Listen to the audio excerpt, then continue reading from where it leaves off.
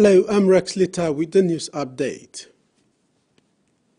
The Independent Commission Against Corruption is hosting an awareness workshop for journalists today in Port Moresby. The workshop will be focusing on the impacts journalists can have on corruption, specifically discussing on the topics on the roles and functions of the ICAC, responsibilities of the journalists relating to the ethics and integrity, and addressing corruption through journalists, local and international perspective. ICAC recognizes that cooperation and partnership with the media is essential in the fight against corruption because the media plays an important role in educating the public on what corruption is and its impact in the country. The workshop is jointly hosted with the PNG Media Council.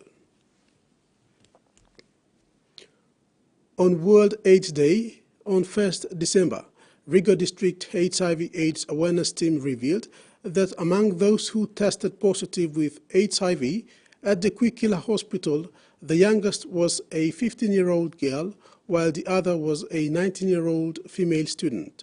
This alarming fact that caught the attention of the health personnel in the district. They are appealing to everyone to come forward for testing to know their status. Rigo District HIV/AIDS Coordinator Peter Pau stressed the importance of getting tested and encouraged the Rigo public to make use of the 1.3 million Kina building allocated specifically for HIV/AIDS and TB testing and treatment.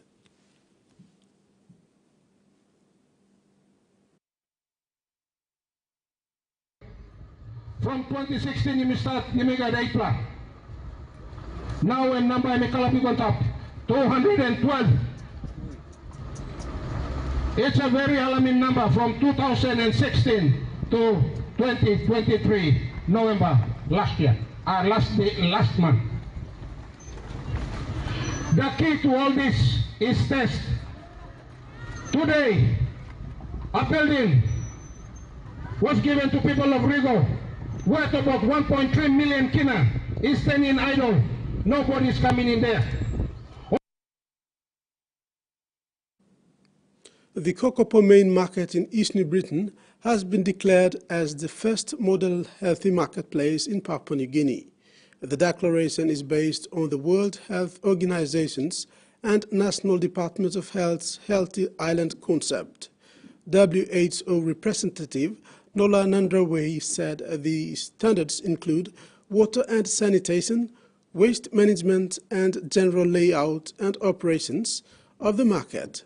She lauded the Provincial Market Authority for the careful management of market infrastructure and the overall layout of the market.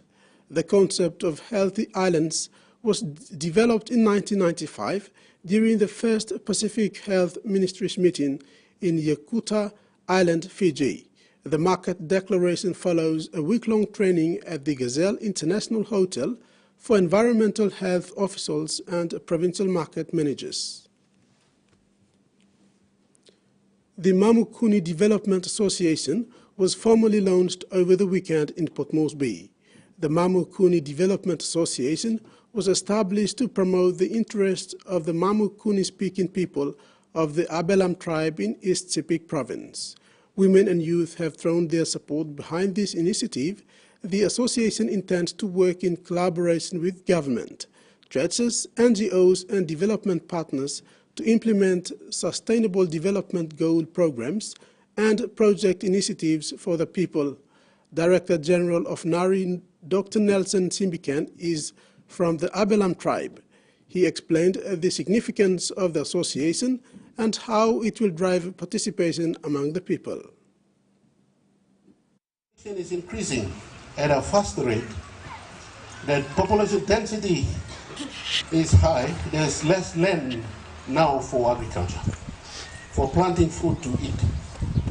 So there's something that our association, it's not about us here in Moresby, but what are the influence that we in the know-how or in the knowing, those intellects, we in Port Moresby or in Ley or other centers of our country registered into this group can influence our community for better.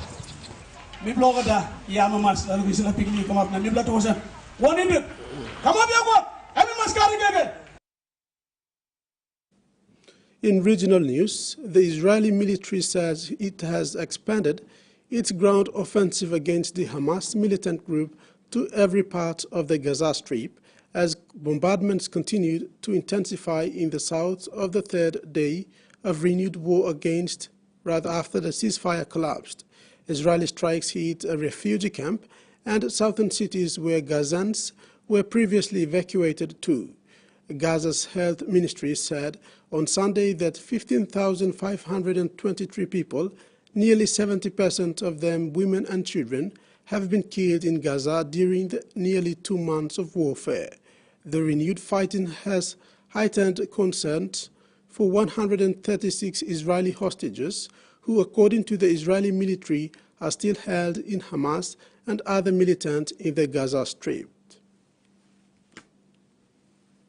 Australians in rural areas are calling for urgent upgrades after one community was left without communications during a recent bushfire. An Optus cell tower was damaged during the blaze of Cambodia in October, leaving the community without vital emergency information or the ability to call 000. Annie Wolf was in Grafton when bushfires hit Nimboida earlier this year. She had no way of reaching her husband Alan, who stayed behind to defend their property. No phone connection, no text connection, nothing. So I couldn't contact him, he couldn't contact me. He's not getting any of the RFS updates as well. Alan Mulligan says he couldn't contact emergency services or his loved ones. Something could happen, you wouldn't know, and I'm on my own. Well, there's no one to know until it's too late, probably. That's the real scenario. It was the second time in 4 years that Nimboida was under attack from fires. Many homes were destroyed here in 2019. It was very distressing just not being able to get contact. The October fire damaged a power pole connected to an Optus cell tower. It took 5 days to reconnect.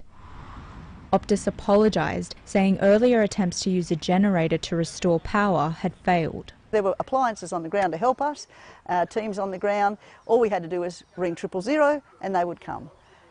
Well, that did not work for the people. Local MP Pat Conahan says it highlights the vulnerability of many regional communities. We need to have other services about, we need to have backup support. Residents in Nimboida fear they're again being forgotten. They're calling for the remote community to be better protected during natural disasters to avoid falling victim to yet another communications outage. If we could have security of communications, that would be great. And many say that's not a big ask. Construction will begin urgently on extra lane space at Sydney's newest road project after a chaotic opening weekend. Transport officials met Sunday afternoon, resolving to try to ease key bottlenecks at the troubled Rosehill interchange.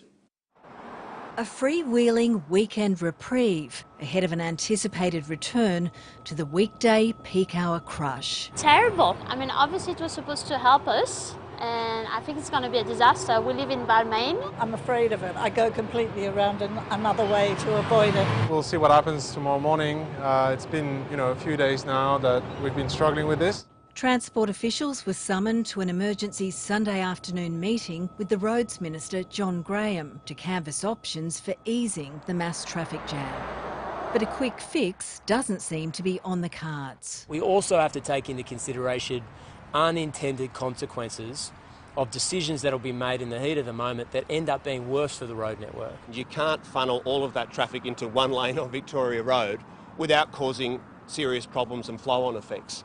We'd like to see all of the lane configurations for the City West Link and Victoria Road reviewed immediately.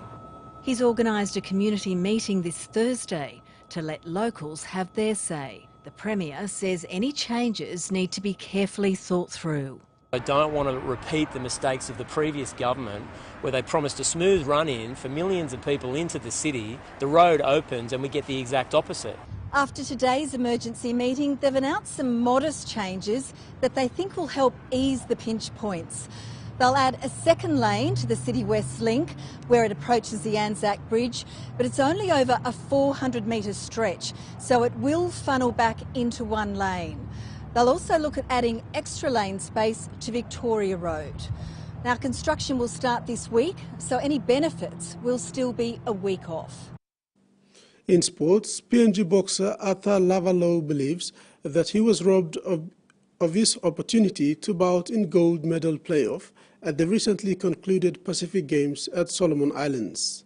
Lavalo fought fairly and squarely, defeating its New Caledonia opponent in the finals before taking on Tahitian boxer in the semi-finals, where he suffered defeat following the miscount by technical officials.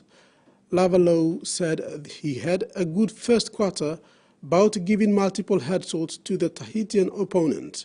He continued the form where he left off in the second half and finished it in the third quarter, but instead of recording scores against his name, the score was recorded against the Tahitian. The PNG boxer said although he missed the opportunity to bout in the gold medal playoff, which was the aim heading into Honiara event, he is happy with the result. Lavalo won bronze medal instead. Lavalo is a nurse by profession from Manus province. He thanked his employer, his family and colleagues, and his coaches including Mark Eto and trainer Jack Willie for a successful campaign in Honiara. And that wraps up the news update. Join us for more at 6 p.m.